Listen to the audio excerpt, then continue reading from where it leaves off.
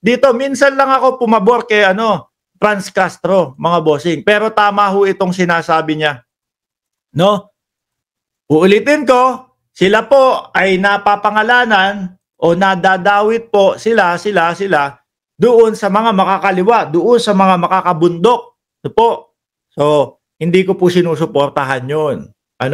Nataon lang po na ang tawag dito, lakad nila ngayon, mga kababayan, yung pagpapa-impeach sa vice-presidente, mga bossing. Sa kadahilanan po, doon mga hindi maipaliwanag ng vice-presidente at doon sa mga nasasabing irregularidad nung sila ay nasa Department of Education at doon sa mga tawag dito, 250,000 na mga pinagkutahan nung kanilang mga nakalimutan. Safe house, ayan. Tayo po, nakasuporta tayo doon sa pagpapa-impeach sa vice-presidente sa parehas na kadahilanan po. Pero yung sasabihin natin, nakianib yung mga yan sa sa mga makabundok, yung sila Mark Ramos, hindi po, no? Eto ngayon, sabi ni Franz Castro, ginagawang negosyo ang pagtakbo sa posisyon sa gobyerno. Marami po tayong politikong ganyan, mga kababayan. Na kung makita nyo ho, no, yung kanilang gastos, pagka sila ho ay tumatakbo, ay naku, sandamakmak. Pag kinwenta mo, yung suswelduhin nila sa posisyon na kanilang tinatakbuhan, olats pa ho sila eh. Ano ipapaliwanag niyan? Okay lang yan, no? Kasi nga gusto namin maglingkod sa bayan. Pero karamihan po sa kanila, mga kababayan, sa budget po, sa pondo po, at sa pera ng taong bayan, nakapokus. Merong mga napapangalanan na mga politiko na ganyan ho. Di ba? Na magnanakaw sa kaban ng bayan, magnanakaw sa pondo ng bayan. Meron hong ganyan. At meron din ho, mga kababayan, na tumatakbo po, no?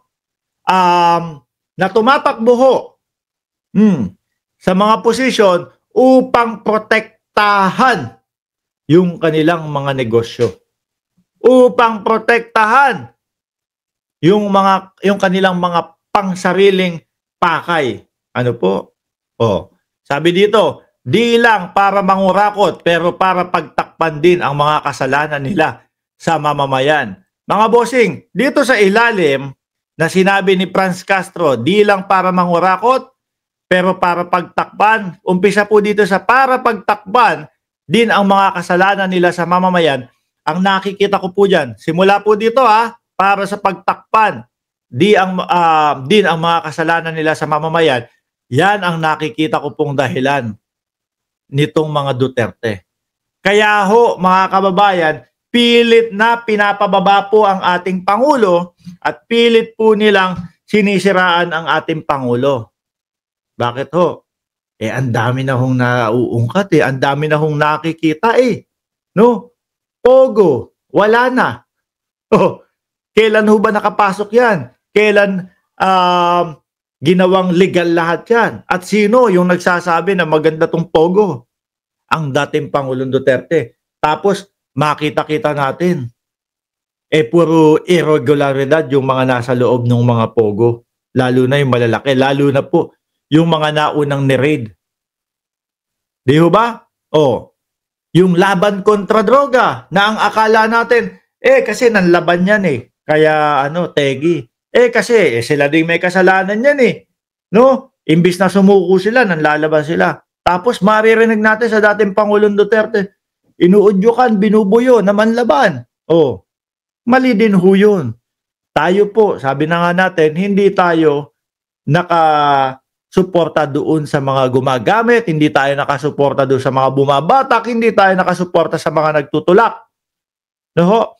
Pero dapat tama po yung pagpapatupad. Hindi yung suko na. Manlabang ka, sige, manlabang ka. Kunin mo tong isang beng-beng. Unahan tayo. Di ba? Yari, mga bossing. Sabi ni Jerry Mantile, pupulutin na nga lang ang pangalan nila sa kanal, fake news pa rin ang inilalabas. Correct ho. Ano? Doon sa fake news po, yung mga ganon, mahihirapan po sila. Mga kababayan, mga boss, chief, amo, sir, madam, ma'am. No, mahihirapan po sila kasi kung dati nangyari yan, yung mga ipinapalabas nilang propaganda laban po sa administrasyong Marcos, kung dati 1980, ay nako, malaki ang tsansa nila. Pero ngayon 2024, tapos bukas 2025 na sa isang araw. Tapos nagkalat po sa social media yung mga nagpapaliwanag. Napakalabo na mga bossing. No? Yung isang pindot mo lang, isang dot-dot mo lang ng cellphone mo, lalabas na. Ano ba? Totoo ba itong binabalita ng mga vlogger ng DDS? Makikita mo sa pahayagan o makikita mo sa news. Sandali, iba yung binabalita nito Kesa doon sa katotohanan.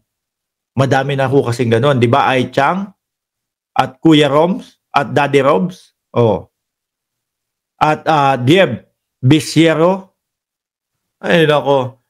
Eto uulitin ko. Ginagawang negosyo ang pagtakbo sa posisyon sa gobyerno. Yan po yung mga politiko na tumatakbo lang, ang kanilang mata mata, utak, isip, no? Nakatutok sa pondo ng bayan kung paano ibubulsa. Dito naman sa dilang para mangurakot, pero yan, sa negosyo din yan. Pero dito, starting nung para pagtakpan din ang mga kasalanan nila, nakikita ko ito mga to. Pulong, dating Pangulo, si Baste, mga yan mga bossing. Kaya paulit-ulit at walang humpay ang paninira sa ating gobyerno. Yun na nga lang kung sigaw ni Duterte na sigaw niya doon? Bangag ang ating Pangulo. Ni isang beses simula, ibinuka niya yung bibig niya na sinabing bangag ang ating Pangulo. Hanggang ngayon ilang taon na yun? Isang taon na makalipas din? Hanggang ngayon wala pang patunay na maipakita. Di ba? Yung mga West Philippine Sea, pag inungkat pa yan, lalong mapupuruhan Yung hawak mo na yung papel, hawak mo na yung ebidensya, hawak mo na yung pagkakapanalo sa UNCLOS, wala kang ginawa. Kumbaga, bilang presidente, isa sa pinanunumpaan mo, di ba? Na wag mabawasan ang teritoryo ng Pilipinas. Tingin ko nga po, ako lang, tingin ko nga yun, baka kasama yun sa betrayal of public trust Hawak mo na yung pagkakapanalo mo, kayo na ang panalo. Di ba? Tinungangaan lang ni Duterte, mga kababayan. Sabi ni Remigio, niloloko mo sarili mo. Kami pa talaga niloloko namin sarili namin Kayo yung paniwalang-paniwala doon sa pinagagawa ninyo na merong mama gumanon. Kamukha ng vlogger ninyo. Tapos kayo, si Bongbong Marcos yan Kami pa talaga ang niloloko namin ang sarili namin. Sige nga. Sabi ni Daddy Robs, Congressman Bosita, sa analyze ko, tuwid yan, sir. Tuwid yan. Hindi pa nakaposisyon yan, pero kumikilos na. No? Sasabihin tayo, niloloko natin ang sarili natin, mga boss. No? Magsigaw-sigaw si dating Pangulong Duterte na bangag, adik ang Pangulo. Yung tipo bang bago mo paniwalaan, idol ko tong si dating Pangulong Duterte. Hanapin ko nga kung saan niya nakuha o kung paano niya nasabi na bangag ang Pangulo, ganito, ganyan. Hanapan ko ng ebidensya.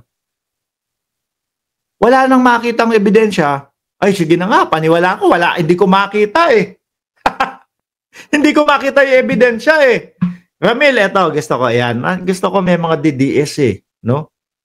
Ramil, naniniwala ka doon sa sa video na ipinakalat ng mga DDS na si Pangulong Bongbong Marcos yon?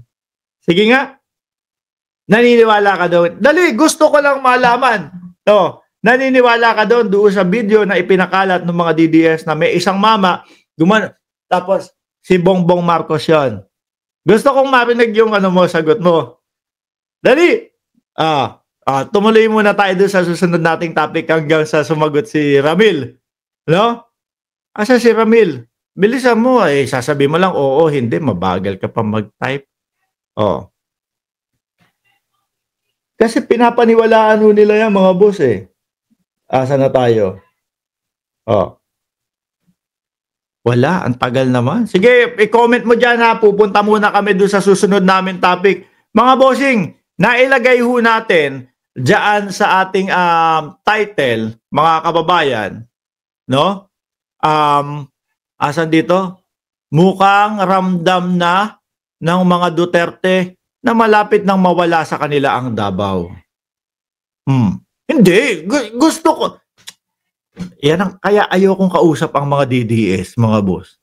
Oo, o hindi ang sagot. Ang iba ang isasagot sa iyo. Ano?